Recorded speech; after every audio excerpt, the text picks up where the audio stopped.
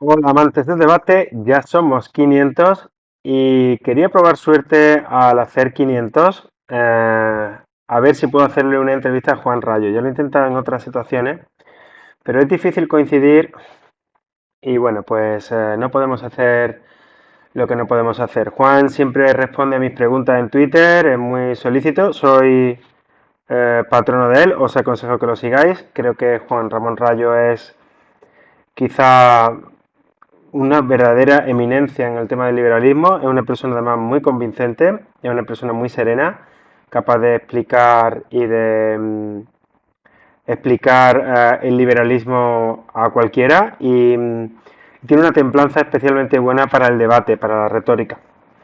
Y lo digo con conocimiento, ya sabéis que tengo antecedentes de debate universitario y de ligas nacionales.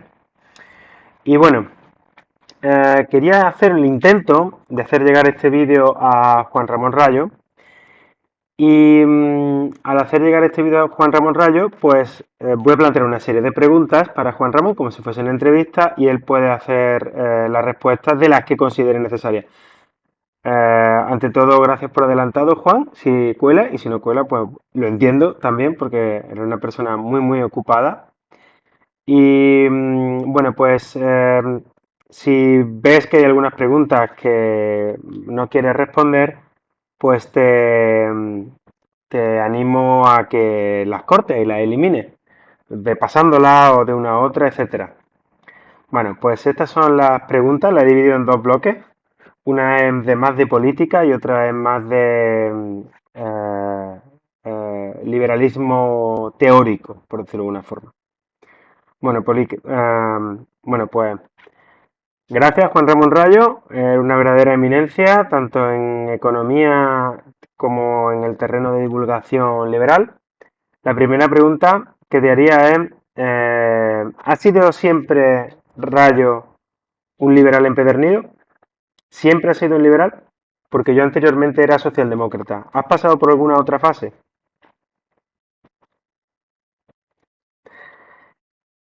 Em, Veo que hablan muy mal de la política en general. ¿Qué haría falta para que Juan Ramón Rayo votase? ¿Qué haría falta? Si hubiese alguna amenaza de algún partido para hacerse con el poder que fuese especialmente peligroso, estilo Chile, o, o que viese algún amigo y compañero de confianza dirigiendo un partido, por ejemplo.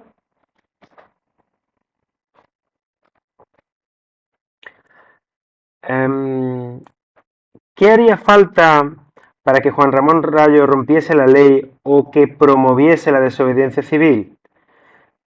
He visto que, por ejemplo, Huerta de Soto dice que hay que pagar los impuestos porque si no vienen y te encarcelan. Pero ¿no es un poco contradictorio decir que los impuestos son un robo y son inmorales y sin embargo decir que hay que pagarlos? ¿No sería como decirle a los esclavos que hasta que no llegue su liberación completa y convenzamos a todos no deberían escaparse, no deberían desobedecer la esclavitud? La izquierda siempre ha contado con militantes muy comprometidos, dispuestos a la revolución, a la movilización y a la lucha hasta las últimas consecuencias, incluso cuando eran pocos, como por ejemplo los bolcheviques. Y bueno, en nuestro país podemos ver a gente como Isa Serra, gente de izquierdas, que son capaces de romper la ley, son capaces de arriesgarse a ir a la cárcel, son capaces de incluso ser condenados a muerte. Podemos ver que en España, por ejemplo, los movimientos de izquierda terroristas eran ciertamente de izquierda y tenían una relación muy íntima con la izquierda, ¿no? La izquierda Berchale en el País Vasco, por ejemplo. Sin embargo, los liberales no tenemos ese grado de compromiso. Por poner un ejemplo, muchos liberales son incapaces, por ejemplo, de dejar un puesto en la enseñanza pública por la empresa privada, porque tendrían que dejar su casa o irse de sitio o lo que sea. Es decir, estarían colaborando con el Estado teniendo otras opciones. O, por ejemplo, que se hacen manifestaciones y luego no somos capaces de tirar un papel al suelo. ¿Están los liberales menos comprometidos con sus ideales que, por ejemplo, la izquierda o los colectivismos? Quizás sea por eso, porque no somos colectivistas. ¿Era así siempre o en el pasado los liberales estaban mucho más comprometidos con los ideales de la libertad en tiempos de la independencia americana o la independencia española, etcétera? He puesto este meme, que no es el que yo estaba buscando, en el que enseñaba que los liberales antes eran más combativos, pero realmente no sé si era así o si era un liberal de antes a nosotros nos pareciera una persona normal, con unos valores normales. Pero bueno, me pareció gracioso. He estado buscando el otro, pero no lo he encontrado. ¿Concede algún beneficio o avance social a la política? ¿Consideras que es necesaria?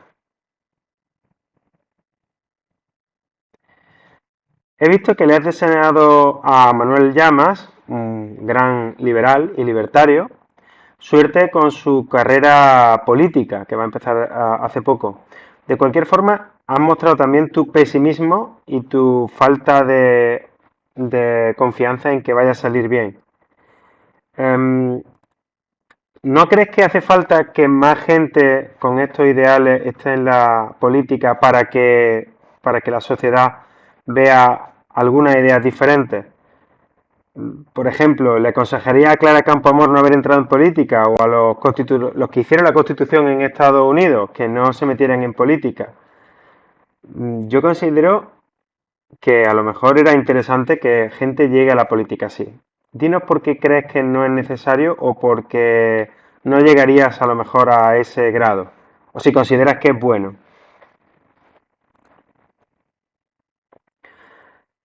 ¿No existen los mismos incentivos perversos en la empresa privada que en los partidos políticos? Es decir, muchas veces dice, los partidos políticos tienen, los gobernantes solo tienen un objetivo que es mantenerse en el poder, que le sigan votando para mantenerse en el poder y una vez que están en el poder, permanecer ahí. De acuerdo, pero entonces no podríamos decir lo mismo de los mecánicos, por ejemplo, que lo que le interesa es que tú lleves su coche y siga yendo a su taller o a otro taller. Es decir, por esa regla de tres, todos los mecánicos harían un trabajo mediocre para que volvieras a su taller tarde o temprano. Y si te lo haces muy bien y no vuelves, pues es contraproducente.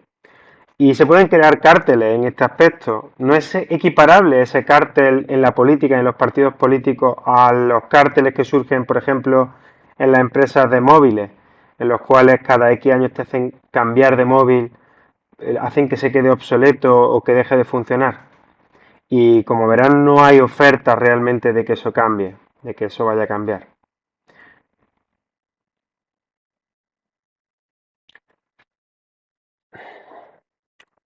Has comentado otras veces que la democracia es un problema de información, la incapacidad de conocer el programa, de formarse en si las soluciones que proponen los partidos son buenas o no.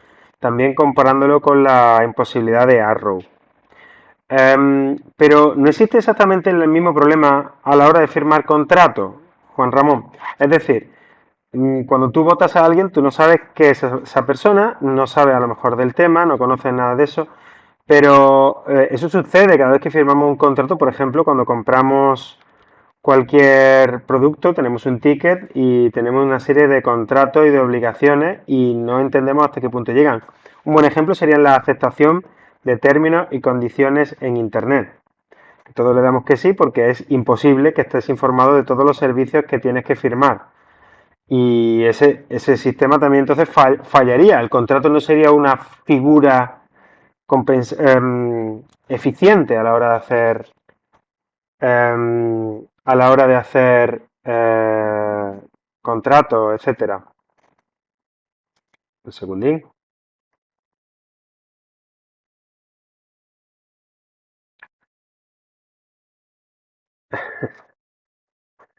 Bueno, pues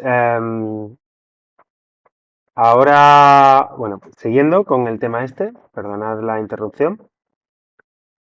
em, Vamos con... bueno, tampoco puedes conocer todas las consecuencias. Vuelvo a repetir esta pregunta, así Juan Ramón puede cortarla bien, ¿de acuerdo? Has comentado otras veces que en la democracia hay un problema de información, la incapacidad de conocer el programa, etcétera. Sin embargo, esos problemas también pueden surgir en los contratos. Es imposible que podamos leer todos los contratos y todas las consecuencias de los contratos, por ejemplo, en los servicios de Internet.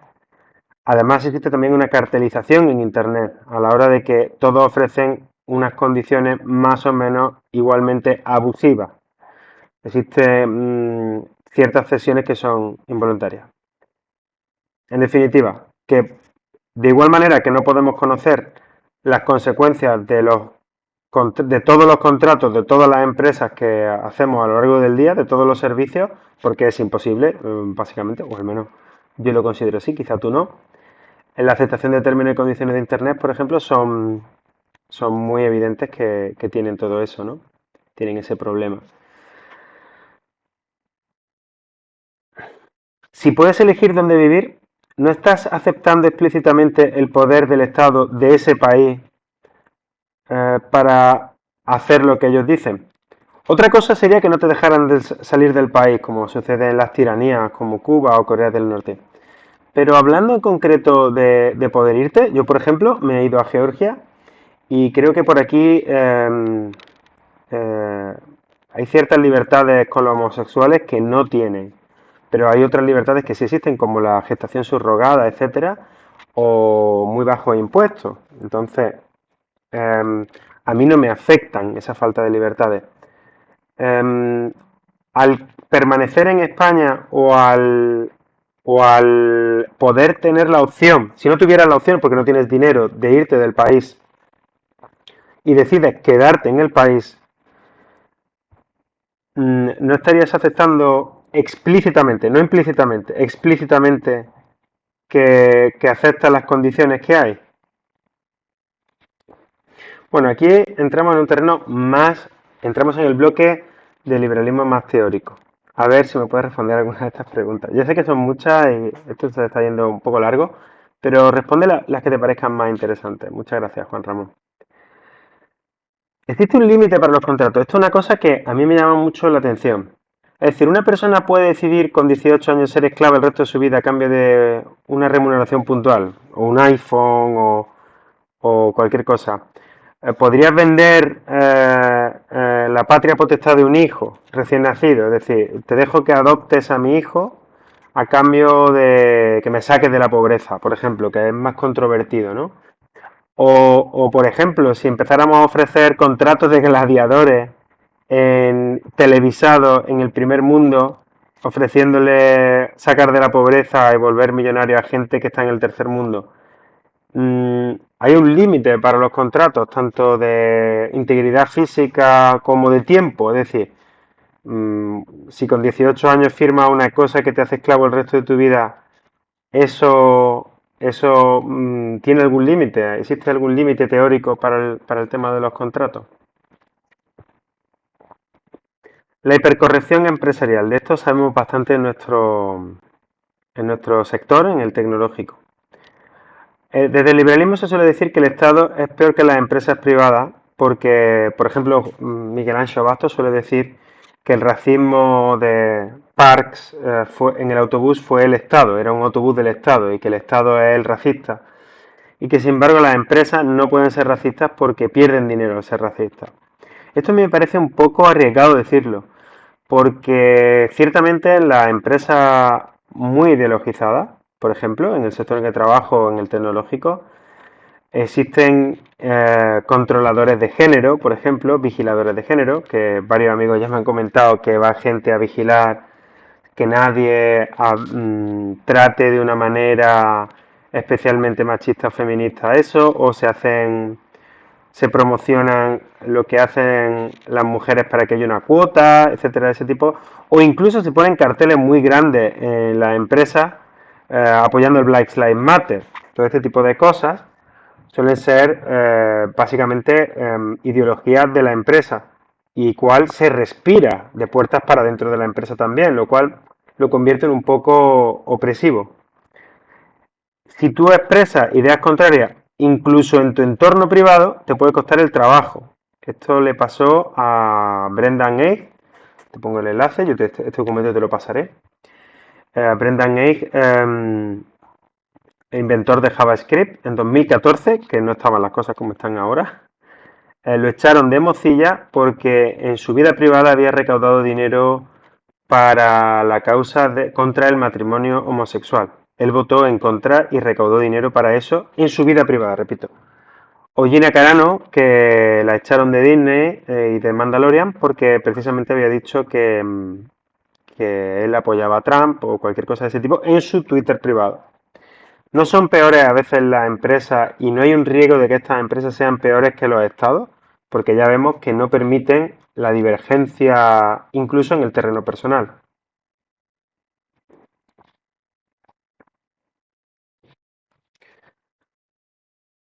Otra pregunta que me llama mucho la atención, que es muy teórica, es cómo determinar cuándo la sociedad debe intervenir en la vida de un individuo, en una sociedad más liberal, ¿no? O sea, por ejemplo, si tú decides que vas a formar a tu hijo en casa, pero quieres asegurarte a lo mejor que los niños estén bien educados, que sepan leer o escribir, o no es raro el caso en la historia en la que había comunidades en las que había una endogamia terrible, gente que tenía familia y que tenía a sus hijas como esposas y cosas así, que ahora es impensable. Pero si tú respetas la libertad privada muchísimo, pues a lo mejor al final resulta que no puedes entrar ahí porque respeta la propiedad privada tanto que aunque tú tengas sospechas de que eso esté pasando, ¿qué excusas liberales o cómo podría coordinarse la sociedad para intervenir en algunas situaciones? O, por ejemplo, núcleos de adoctrinamiento y entrenamiento militar para derrocar la organización social que tengamos. Es decir, imagínate que surge un grupo islámico que se empiezan a asociar y a tener armas y a conquistar, pues no sé, a hacer discursos para hacer más proselitismo, para derrocar el gobierno de la ley y el respeto a los derechos individuales. Em, Habría que hacer algo preventivamente con ese tema. O si sospechamos que hay maltrato familiar dentro de la propiedad privada, o si escuchamos un grito, ¿no? ¿Qué excusa tendremos en una sociedad más anarquista para entrar dentro de la propiedad privada de otra persona si sospechamos que alguien ha podido estar ahí? Si las sospechas no valen, solamente valen las pruebas, aunque escuchemos gritos desde dentro, podría decir que ha sido una grabación o que eso no es verdad. Es decir, ¿cómo gestionar eso? La intromisión de la sociedad en la vida privada para salvar o para proteger a ciertos individuos. Em, Otra más, ¿cómo y quién determina las externalidades toleradas? Mi vecino me puede pedir que no quiere ver que yo paso en calzoncillos por mi ventana, por ejemplo. ¿Quién decide eso? ¿Quién decide cuál es la externalidad mínima tolerada? Has dicho, en respuesta a esta última pregunta alguna vez, que la propiedad privada de los espacios públicos solventaría muchos de estos problemas, comunal o individual. Es decir, la propiedad comunal de un espacio público podría solventar porque la comunidad se pondría de acuerdo para regular estas cosas, qué se puede ver desde fuera y qué se puede ver desde dentro. Podría solventar algunos problemas, sin embargo, le veo bastantes problemas. Si, por ejemplo, el propietario de las calles que rodean mi casa o los propietarios no les caigo bien, ¿me podrían prohibir de facto salir de mi casa? O sea, es decir, ellos poseen la calle pública y digo, pues yo quiero ir sin velo, o mi mujer quiere ir sin velo, y les dicen, pues si sale, no puedes salir a la calle porque la calle es mía y mi contrato es que tu mujer se tiene que poner velo. ¿Eso sería una solución o sería un problema mayor o un problema menor, etcétera? También esto les permitiría votar para coaccionarme. Esto me ha pasado a mí concretamente. Pero vamos, imagínate que tenemos una propiedad comunal, como una comunidad, y la gente son todos de mayoría musulmana, yo soy ateo, y dicen que si no rezo, pues que no puedo utilizar la piscina comunal, ¿de acuerdo? O no puedo salir a la calle y no puedo decir en mi casa que soy ateo porque pueden oírme desde fuera. Me obligarían a utilizar la propiedad privada y mi libertad,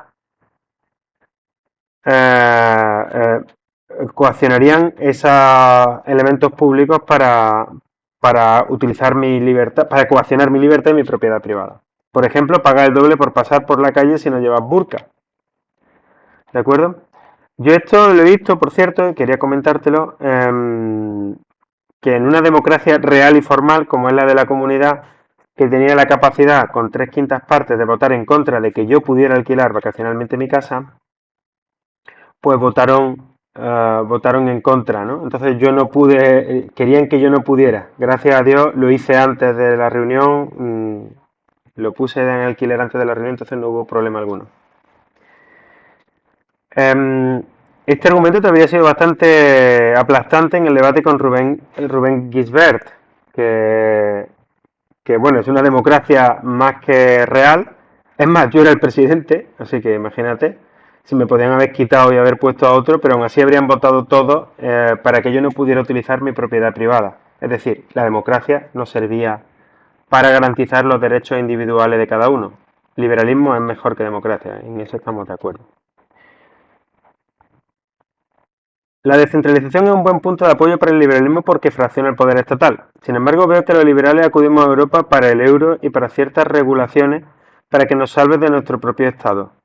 ¿No es esto un poco confuso? Porque es que parece que estamos dejando al Estado español, porque es pequeño y queremos fraccionarlo. Me está saturando esto bastante, joder, macho, si me doy cuenta ahora. En el Estado español y sin embargo, el Estado español, bueno, pues el Estado europeo nos gusta bastante más. Y sin embargo, es un Estado todavía más impersonal, todavía menos democrático y menos particular a la sociedad en la que está instaurado. O sea, un alemán no va a entender los problemas sociales que va a haber en Andalucía. Eso lo podemos tener claro. En el tema pandemia, este es el último bloque. Tengo tres preguntas. En este tema he estado un poco más en desacuerdo con muchas de tus posturas y bueno, siempre desde el respeto me gustaría que respondieras a estas preguntas. Al principio de la pandemia estuviste defendiendo medidas restrictivas con la libertad individual.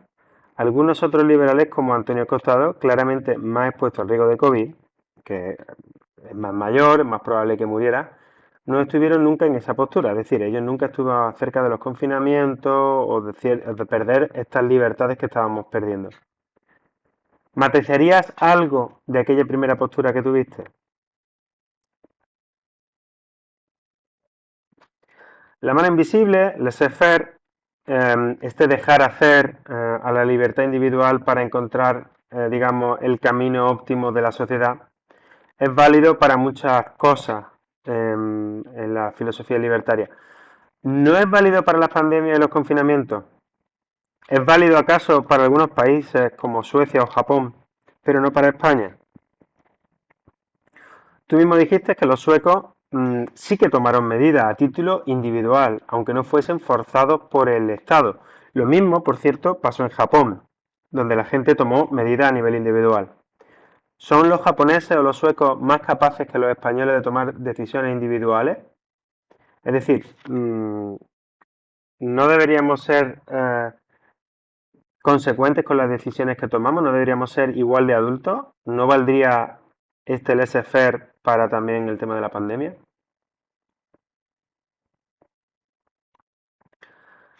Si el gobierno o Estado tiene plenos poderes ante una crisis, ¿no es esto un incentivo para que el gobierno incremente el número de crisis? ¿Será la saturación anual de hospitales con la gripe una excusa suficiente para forzar encierros, vacunaciones, mascarillas y demás medidas liberticidas? Bueno, pues hasta aquí las preguntas que quería hacerte. Muchas gracias y a ver si mis seguidores también te lo hacen llegar. Entiendo que no lo respondas todos porque son muchísimas preguntas. Muchas gracias y a ver si llego a los 1000.